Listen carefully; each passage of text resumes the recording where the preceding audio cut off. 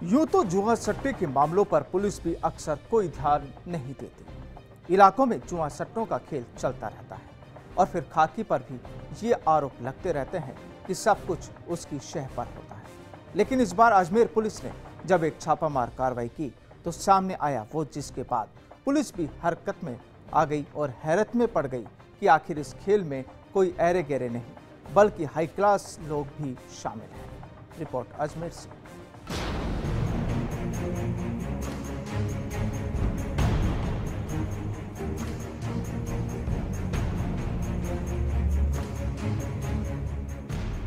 अजमेर में सट्टे का कारोबार नया नहीं, या यूं कहें कि दशकों से शहर में कई सट्टे के ठिकाने फल फूल रहे हैं। मगर अब लगता है कि जब ऊपर से डंडा पड़ा तो थाना पुलिस की नींद भी खुल गई। इस कड़ी में देर रात क्लॉक टावर थाना पुलिस ने आशागंज क्षेत्र के रहने वाले एक शख्स दिलीप कुमार के मकान पर दबिश दी। पुलिस ने 13 जुआरियों को यहां छक्का दाना खेलते गिरफ्तार किया।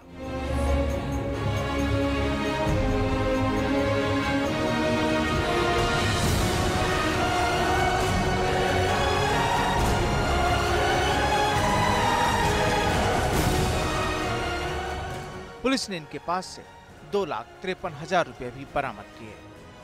इस कार्रवाई को अंजाम देने के बाद पुलिस के लिए मुश्किलें और बढ़ गई हैं।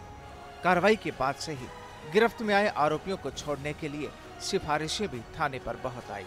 लेकिन जब एसपी के निर्देश पर कार्रवाई हो तो भला थाने पर आने वाली सिफारिशों का क्या काम।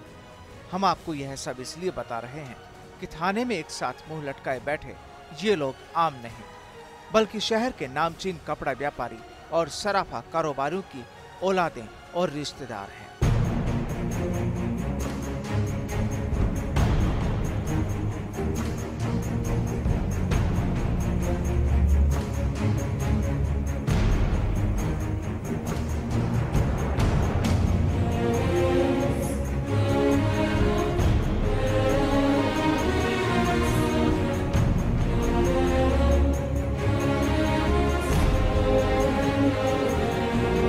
जिला पुलिस अधीक्षक महोदय के निर्देशन में चलाई जा रही जुआरी, सटोरी व अवैध कार्य करने वालों के खिलाफ अभियान के अंतर्गत थाना क्लॉक टावर द्वारा एक बड़ी कार्रवाई की गई।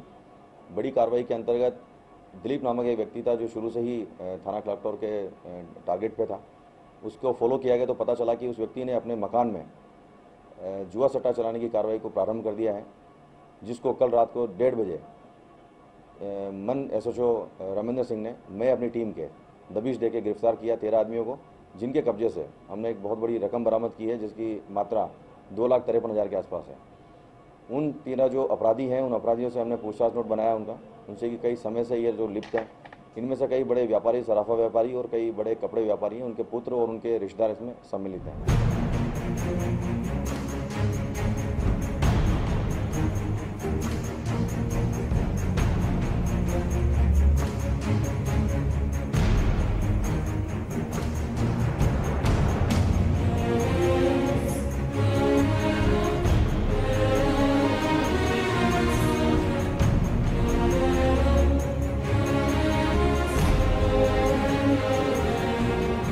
पुलिस की माने तो आशगंज का रहने वाला दिलीप कुमार करीब 5 साल से इलाके में अलग अलग ठिकाने बदलकर छक्का दाने से सट्टा संचालित किए हुए था।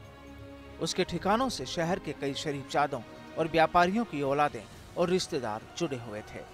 जब भी वह ठिकाना बदलता, उससे जुड़े रईसजादों को खबर हो जाती। रात भर जुए, शराब और कबाब का आलम अड्डे पर रहता। आपको बता दें कि छक्का दाना सट्टे में मोबाइल या लैपटॉप का उपयोग नहीं होता, बल्कि टेबल पर गोटियों से इसे खेल की तरह खिलाया जाता है।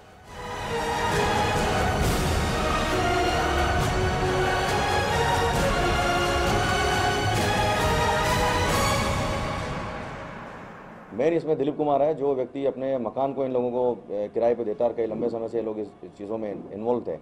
जब हमने हमारी रिपोर्ट्स को कंफर्म किया तब जाके ये व्यक्ति हमारी पकड़ में आया। किस तरह का जुआ?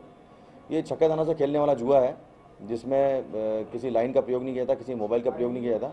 मौके पे बैठ के ही उन चीज़ों को जो है छक्के दाने के थ्रू ये लोग जुए सट्टे को साकार करते हैं। मौके पे पहुंचे तो किस तरह की? मौके पे ये कमरा इन्होंने लिया हुआ था, उस कमरे के अंदर बैठ के, और ये 13 ही आदमी एक ही कमरे में बैठे हुए थे, और वहाँ पे ये ज़मीन पे फर्श पे दरी बिछा के और उस पर ये लोग खेल रहे थे।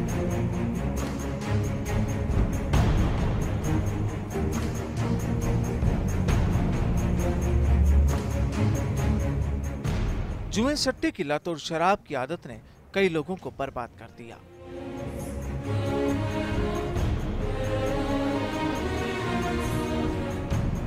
कुछ कर्जदार हो गए तो कुछ ने पैसों की तंगी से आत्महत्या कर ली। वहीं लोगों की बर्बादी में छक्का दाना खिलाने वाले आबाद हो गए। लेकिन अब देखना यह है कि खाकी की ये शक्ति बरकरार रहती है या फिर 4 दिन बाद टाई टाई फिश हो जाती है हमारी खाकी।